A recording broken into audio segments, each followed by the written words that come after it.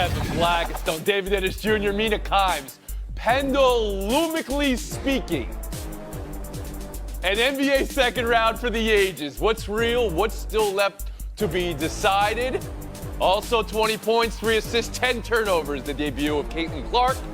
And happy NFL schedule day. We're tracking the schedule for tonight's reveal. Let's go around the horn. Look at that thing. Just show me where the burgundy and gold is. Getting a creaser looking at that. That was the condensed view, by the way. That's what it said on the spreadsheet. Is there any other time? So the pregame MVP ceremony, and then 40, 13, 7, and 0 turnovers for Jokic. I mean, I had open lane, just, I'm a freak of nature, and why not to show my athleticism? I want to talk about the defense on Jokic, whether you see it as a Gobert failure. He's the defensive player of the year, and he's allowing that 40, 13, and 7, or a Wolves game plan failure in general, or just the mark of inevitability. You're playing against a 3-time MVP. David Dennis Jr., around the horn to you, and can the Wolves come back from it?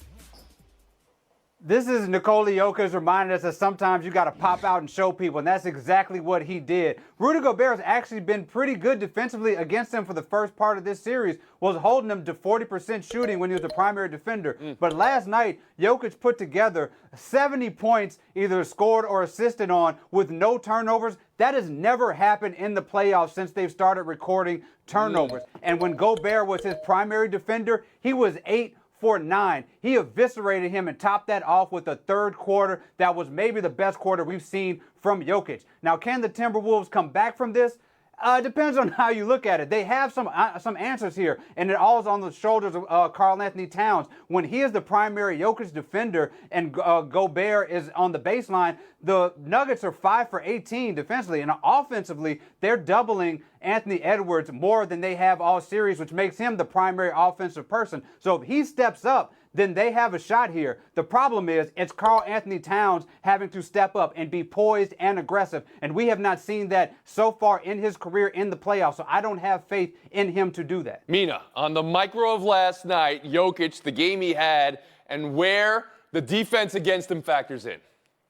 Yeah, you know what's so wild? He was, 8 for 9 against Gobert, and yet I don't think Rudy Gobert played a bad game. Anthony Edwards afterwards said defense wasn't actually a weakness. Sometimes the MVP just MVPs. I'm paraphrasing, but he's absolutely right. This was much more about Jokic solving the T-Wolves defense like he was solving a Rubik's Cube, as he so often does. He is simply the best player in the NBA, and Gobert couldn't do anything about it. I thought he was pretty good. As far as whether the Wolves can come back in this one, I think it's going to have a lot to do with Mike Conley's availability. You saw in this game how much they need him as a facilitator. The offense looked really disjointed without him. You don't want Karl Anthony Towns as a ball handler as much as he was. That, to me, will be the biggest factor going forward. Pablo Torre. Yeah, and the Wolves have been trying different things. They have been making adjustments. Yeah. This adjustment was, hey, we're going to play this guy straight up with the Defensive Player of the Year. We're going to stay back and let, Jokic be the source of our problems. It turns out that Nikola Jokic is so creative as a player, having the greatest quarter of his career, by the way, that third quarter, Tony. Yeah. 3 MVPs in 4 years. The best quarter of his life was the third quarter. You can't do anything about that. And I'm not here to make excuses for Rudy Gobert. I'm just here to say that he's done that to Anthony Davis, to Bam Adebayo. He would have done it to everybody. Mm-hmm. And so the Nuggets, of course, have adjustments for those adjustments. Now, what do you do if you're the Wolves? You hope that Anthony Edwards actually does more than a little Michael Jordan karaoke, maybe give us 50 next time. And yeah, Karl Anthony Towns, hey, could you also do a little bit of Scottie Pippen? Could you just have these guys play out of their minds to counter the fact that they have puzzle solvers and solutions in every possible way on the other side of this? And now, Professor Kevin Blackstone, I'm so happy to see you here today, Kevin, because the last time we saw you, you said this series was over. And the pendulum has swung so wildly in this entire playoffs, but of course with the Nuggets here. On the micro, is Minnesota playing Jokic the best they can, the right way? Is there any move? Well, first of all, I'd just like to say my prediction the other week was not incorrect. It's just that the game has turned out to go the other way because the Denver Very Nuggets are incorrect. that much better. And I underestimated just how good the Joker is on offense because he is absolutely marvelous. And you can see that he took it personally when they put the Defensive Player of the Year on him just to go at him. There's nothing else the Wolves can do defensively with that player. I mean, he's now shooting about 60% from the field. He's averaging about 10 assists, and this is the last 3 games over the Winds. I don't know what he is. It's like plus 18 now on the plus minus, where before in the first 2 games he was negative. He's doing everything just marvelously. Now, what can the Wolves do? They can't have Anthony Edwards go 5 for 15. I mean, he said it a couple games ago when he had an off game. He said he's got to bring the energy. He's got to. But you can look at him and see he's been dragging that team like a piano at some point, and he's just tired. So they need him to be back to scoring 30 points a game. They can't do it with what he's doing. Dragging that team like a piano. All right. Spoken like a true jazz man. We've been Horn. We'll move on. Knicks 121, Pacers 91. The pendulum swings again. A beatdown. And now a question. Why not pendulum swing it this way? Have the minutes caught up to the Pacers? Plot twist.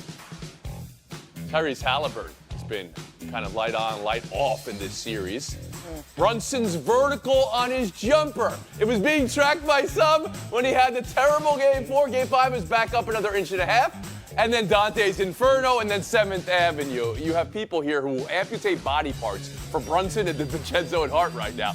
Pablo Torre, how do you make sense of this series takeaway from last night? Yeah, the most likable team in not more than recent memory, since 1971, I guess, Tony, in New York Knicks history. Happens to be the toughest team that I can recall. And look, I'm going to say some things that make me sound like I'm doing some Tom Thibodeau karaoke. But you have in Jalen Brunson, a guy who'll score 40 for you. Yes, he's the one-on-one threat the Knicks need to win these games. But everybody else around this team actually embodies the concept of grit. What does this mean? It means you out-rebound the other team by 24 as a team. What does it mean? It means that you don't give up on the ball ever. It means that you're going to wear your ligaments down to the bone as your coach would like you to do. And they do it.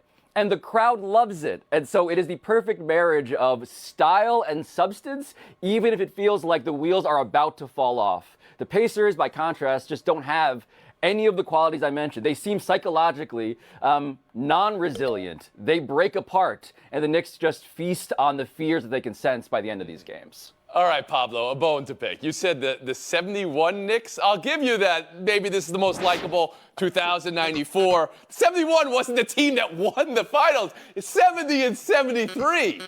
The king of Kips Bay better know his history. Let's go to Mina Kimes here. Takeaway from last night. We already knew Jalen Brunson was the best player in the series. That's no surprise. What was surprising, although some of the performance in the regular season should have foreshadowed this, was the impact that going ultra small with Miles McBride in the lineup would have on Brunson, who was very aggressively doubled all game by Indiana. But the games they were able to run with McBride, the screening opened up space for Brunson to go to work, in addition to, of course, the rebounding that we saw from Josh Hart and Hartenstein. These Knicks, to me, look like the better team. And it would be so alarming, too, from Indiana's perspective, is that they went ultra small. They shot poorly from 3, the Knicks, and they still won. That does not bode well for Indiana. David Dennis Jr., takeaway from last night? The takeaway is that we have 2 teams that are in their own little bubble of unpredictability. But what you have here is a Knicks team that is hurt, which means they can't really string a couple of great games together. And you have a Pacers team that's young, inexperienced, does not play defense, and they can't string together a couple of great games. So you'll have games like you have couple games ago where the Pacers look like they're going to blow the Knicks out for the rest of the series, and a game like last night where the Knicks look like they're going to blow the Pacers out. So, it's hard to really sort of see where it's going forward, but I do think the Pacers can win Game 6, and it's all about Halliburton. Only 9 shots. That team is 0 for 3 when he doesn't get up 10 baskets. After the talk he was talking in Game 4. I hear you there on Halliburton, Blackistone after the horn. Yeah, and the Pacers haven't lost at home, so that bodes well as well. But Tyrese Halliburton has got to show up. He's got to be consistent. He can't disappear as he has in parts of this series. And, of course, the Knicks are just deeper. I mean, whoever they tap on the shoulder seems to respond. And Hardenstein on the offensive Knicks are deeper, glasses, absolutely. Deeper for a team that is playing 7 players. And, the minutes has become such a joke for all of us on the show because we like negging Frank Isola a little bit. But that was 43 minutes yesterday for Jalen Brunson in a game that was 30 points. I mean, maybe that could have been take off the last 6 to 8 minutes. Live to fight another day. We've been Horn. One more story here. Happy NFL schedule day. Let's go to the big board. Yes! All right. So that's a lot to take in. I recognize that. But I have a question here because now with the release today that Netflix will be getting 2 Christmas Day games, and ESPN Plus is getting a game this year, and Peacock and Amazon Prime and NFL Network like years past, YouTube TV with the Sunday Ticket you know about already. NFL fans will need more than just the traditionals to watch games every game this year. And that is now seeing it play out in the schedule. Multiple KC games will be streaming only this season. Mina Kimes, how do you consider that all? Net positive, net negative, no real net effect either way?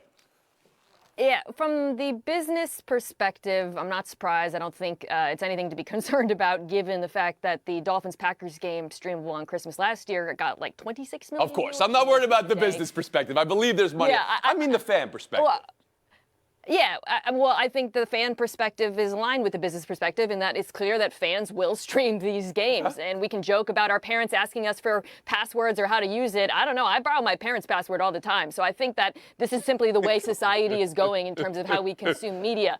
My concern, Tony, is more so from the players. As we do more games on different days during the week and spread them out, I'm less worried about oversaturating the audience and more about what does this mean for player health, because it does create different issues when you play more games in different countries on different days. Pablo Torre, to you on the reaction a lot of fans had right here is like, how? What about Saquon Barkley? We gonna get all of you, Saquon. 3-year deal with the Eagles this offseason. Barkley, the 4th most rushing yards in G-Men history, now guaranteed to face his former mates at least twice per. The Texans continue to build around C.J. Stroud, acquiring wide receiver Stephon Diggs in a trade with the Bills.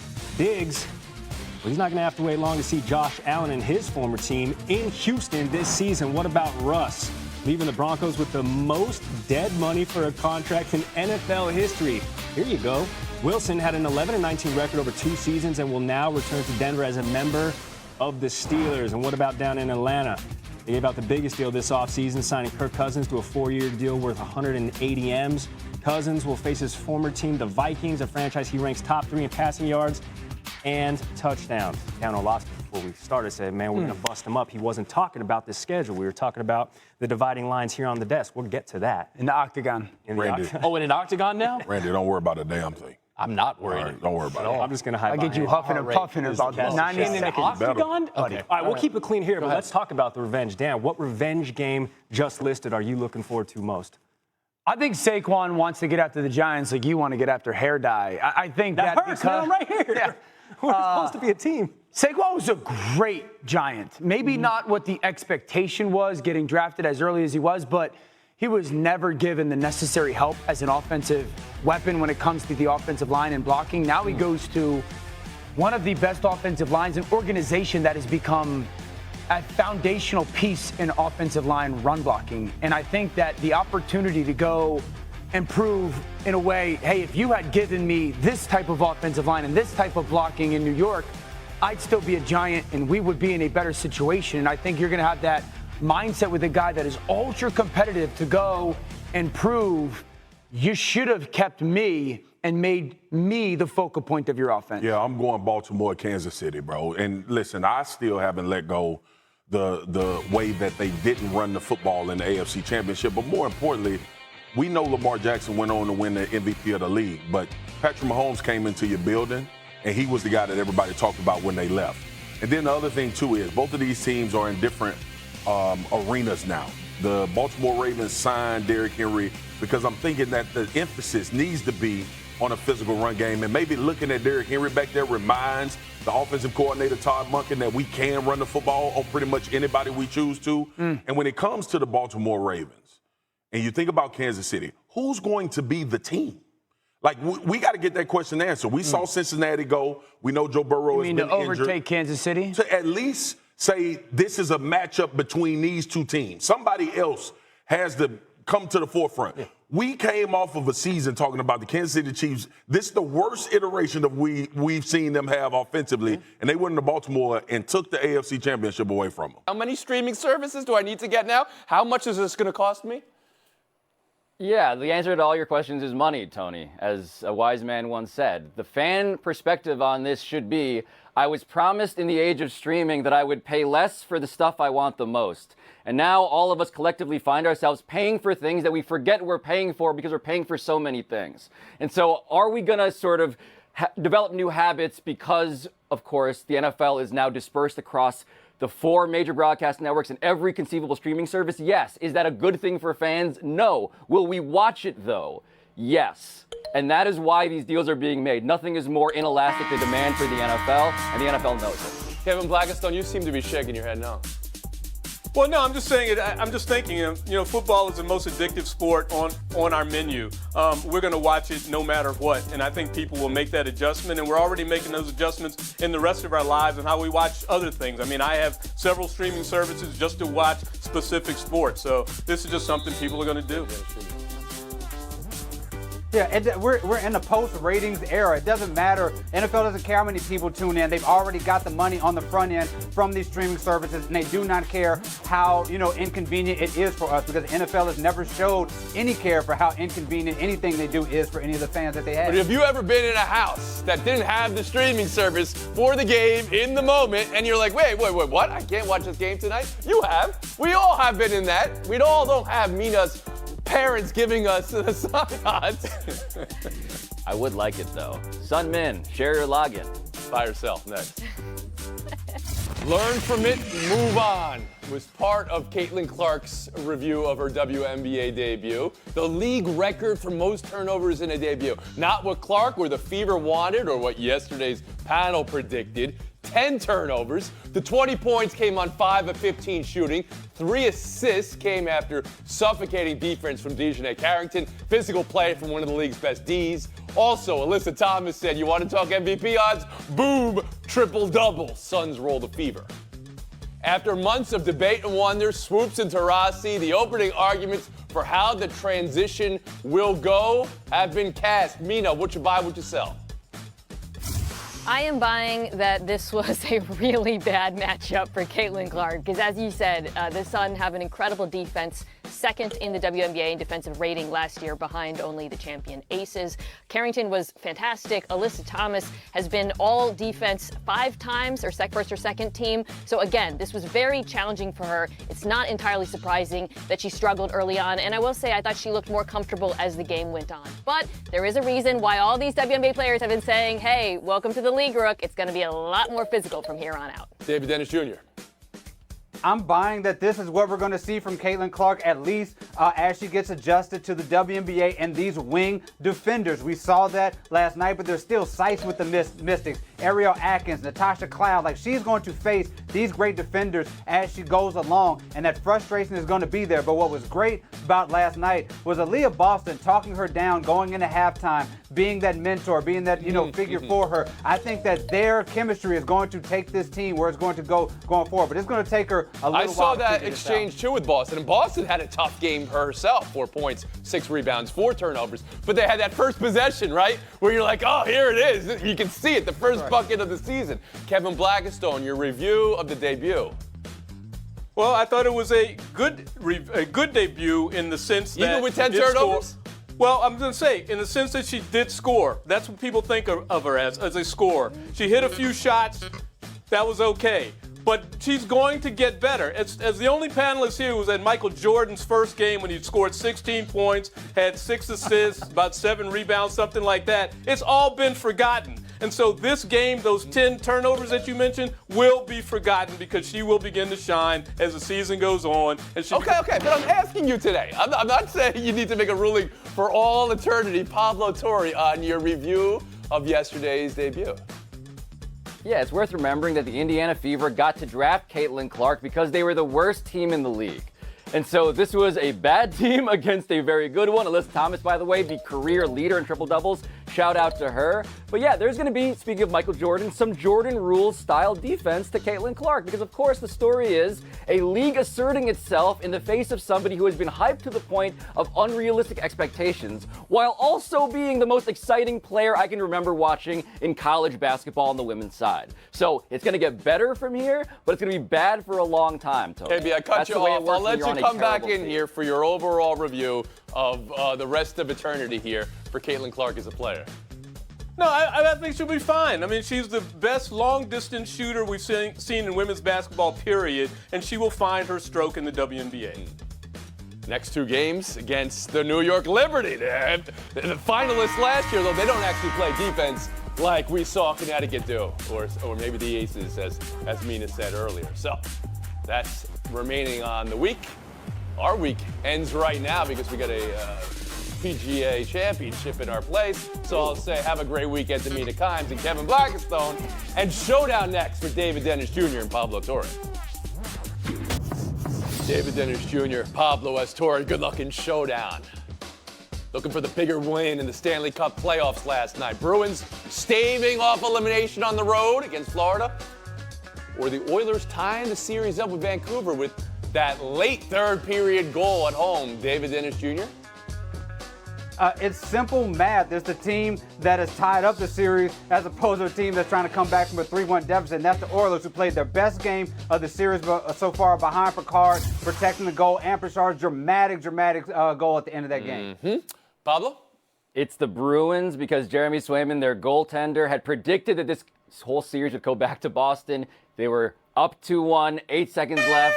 Reinhart from right in front shoots. I can't believe that wasn't the equalizer. 8 seconds to go. That's how you get a point, Pablo Torre. Showdown 2, game 5s tonight. Pivotal in the NBA. Mavs Thunder. That series tied 2-2. Celtics Cavs. Boston can close it out. Pablo, what's the number one thing you're most sure of tonight? Yeah, I'm keeping a big picture. I'm confident the Celtics are winning this game. You're telling me the Cavs don't have Donovan Mitchell again? I am sorry. It's been nice to see like LeBron sitting courtside at these games. Cool. Not going to be able to watch much for long in Cleveland. I think the Celtics are taking this. Junior? I'm sure that OKC Thunder are going to stick to their defensive game plan and just making sure that PJ Washington is the guy to make the shots. He shot 15 more shots than Kyrie Irving in the last 2 games. It didn't work in game 3. It worked in game 4. They're going to keep that game plan going. OKC's defense is what you're most sure of. Okay. I'd like to see it. Let's give a point to David Dennis Jr. We're split going into showdown 3. Here it is. 4th inning last night. Astros. Ronel Blanco was ejected after a substance check on his glove. So this happens in the game, but that it happened to an Astro. Let me look at your eyes. Any eyebrows raised here, David Dennis Jr.? There are 3 things you probably shouldn't do. You probably shouldn't allegedly cheat. You probably shouldn't allegedly cheat for the Astros. And you probably shouldn't allegedly cheat with something that the umpire says is the stickiest substance he's ever seen on a glove. Those are bad metrics. Pablo? Yeah, it's the Astros, so of course my eyebrows are both Dwayne Johnson height when I come to this story. But also, Tony, I think the fact that they found some powder in the glove afterwards, indicating that it's rosin, indicating that maybe his 2.0 something ERA to start the season may in fact be because of the stickiest stuff that was. And he had the no-hitter to start the year. great look. You're putting it all Yes. into question. How are you, Pablo Torre? A little sticky, too sticky. David Dennis Jr. is getting the face. Pardon me, I've been a little emotional today. Got dad tears going down. My son has graduated from 5th grade today. Shout out to you. But most important, not just as important as that, I want to shout out the teachers who got him there. I want to shout out his teacher, Miss Brown Benton, Miss Lockhart, Dr. McNeely, all the people who helped him, Miss Bunkley, who helped him get to where he is. The teachers are the people who pour their hearts and souls into these kids. All of those students were so happy. Their parents were so proud of them. Shout out to the teachers and shout out to the teachers. Oh, what a great FaceTime, and we love our teachers. And for a present, Uncle Tony is going to give you Mina. You get us. No gaps in the NFL schedule, which is out 8 p.m. Eastern time tonight. Congratulations. You're going to need more channels. Games are everywhere, both home and abroad. You know, PTI's been on one channel for more than 20 years. Those guys are going to be back with us to tell us which team they trust the most to force a Game 7? And could the Celtics end more than just the season for the Cavs? We are almost there, though. As Gary said, almost time for the NFL schedule release. Airing tonight, 8 p.m. Eastern Time over on ESPN2. For now, let's look at the international games. International games announced earlier today, Week 5. Jets, Vikings in London, Tottenham Hotspur Stadium, with Minnesota serving as the host. A familiar foe for Aaron Rodgers. This will be his 30th game against the Vikings, his most against any opponent. Following week featuring the Jags and the Bears, again at Tottenham Hotspur Stadium in London. Bears will make their 4th trip to foggy London town, first since 2019. They'll serve as the host, the visiting Jaguars, how they say it over there. And the Jags will stay in London for Week 7, but move to Wembley to host the Patriots. Jacksonville made history last season, playing back-to-back games overseas. They'll run it back again this season. We'll see how Patriots fare in London historically. Well, Week 10, Panthers heading to Germany for the franchise's 2nd international game as they host against the Giants. You let it sink in. Slow burn. Allianz Arena, home of FC Bayern Munich. Our senior NFL insider, Adam Schefter, joining us now with more. And Schefter, we had a singular game each season from 2007 to 2011. Then we had 5 last season. We're expanding to Brazil this season. What is the emphasis? Why is it so important for the league to be in so many international markets? It is a point of emphasis to grow the game internationally. And that's because, Randy, the game, I don't want to say is maxed out here, but it's hard to imagine that it could be any more popular in the United States, whereas in Europe, across the world, there's the chance for the NFL to grow the game, to generate further revenue, to divide some of these future territories as they have done, and to have more and more international games as the NFL continues to eye an 18-game schedule, with the idea, I think, that there could be potentially one international game for each team in time, eventually at some point in time. But this is where the added revenue is going to be. And this is a Disney company, and so I will refer to the line that was said in Toy Story, to infinity and beyond. And that's how the NFL owners think about these international games, to infinity and beyond. We can catch more of Adam Schefter not too far beyond, just on ESPN2, 8 p.m. Eastern for the full schedule release. Schefter, thank you, sir. Thank you. All right, this just in, 2 NFL games will air on Netflix this season on Christmas Day as part of a new deal. Patrick Mahomes and the Chiefs will face the Steelers, and reigning MVP Lamar Jackson, Netflix and Steel. And then the Ravens will take on C.J. Stroud, Stephon Diggs, Gary, and the Texans. The first games on Netflix represent a rare regular season game on a Wednesday. More on the schedule release ahead on SportsCenter. Dan Orlovsky and Marcus Spears standing by with their most anticipated matchups of stars set to face off against their former team. We have scheduled this series. Something's got to give, as our NBA reporter Tim McMahon is on the scene in OKC, joining us now. Tim, fantastic to see you. Kyrie, 2 games with less than 10 points in this series, Game 4 being one of them when he just had 9 points. What are the Mavs saying about how they can get him going tonight? Well, Kyrie gives the Thunder credit. They've been loading up against him and Luka Doncic. He said every time he's coming off the screen, he's seeing a crowd. He's seeing 3 defenders in front of the ball.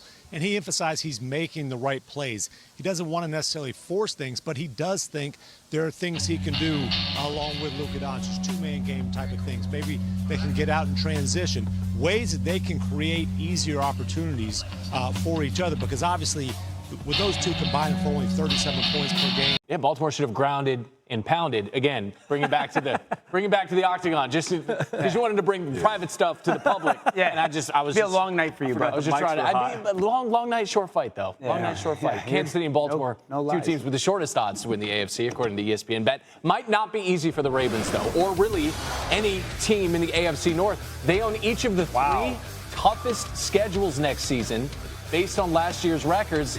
That's partly because they play each other twice. Yep.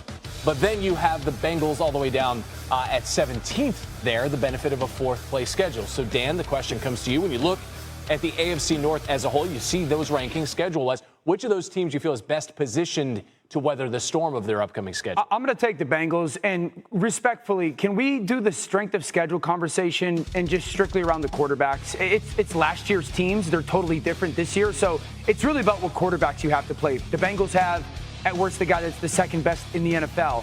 And it's weird because the Bengals have a little bit, almost it feels, been forgotten. They haven't been talked about because of the injuries. and multiple people on their football team, specifically Joe Burrow last year.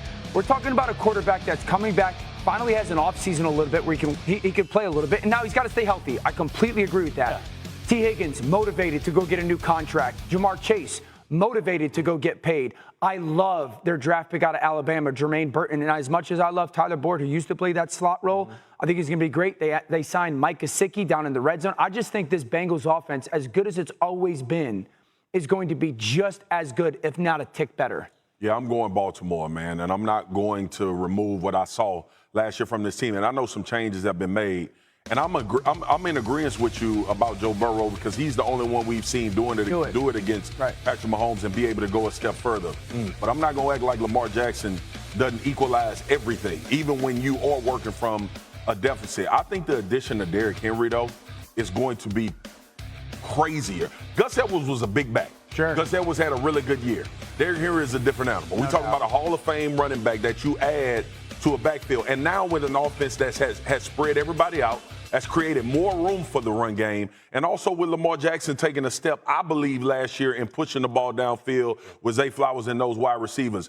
And then, too, man, like, the great thing about this division is you got Mike Tomlin, who's the model of consistency. You got Harbaugh, who's been a model of consistency. These teams are playoff teams. Cleveland could have the best roster in the division. Don't know what the quarterback situation going to be. So that's the issue with them. But I'm going to go with the Baltimore Ravens right now because they seem to be the team that is going to show you consistency more so than everybody else.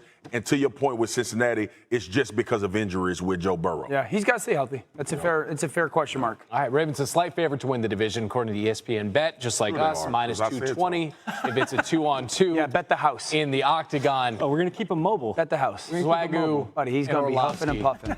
Back with more a little bit later in the show.